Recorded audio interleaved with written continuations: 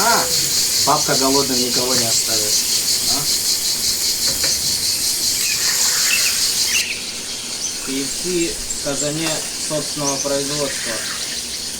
Я думаю, что ничем не хуже.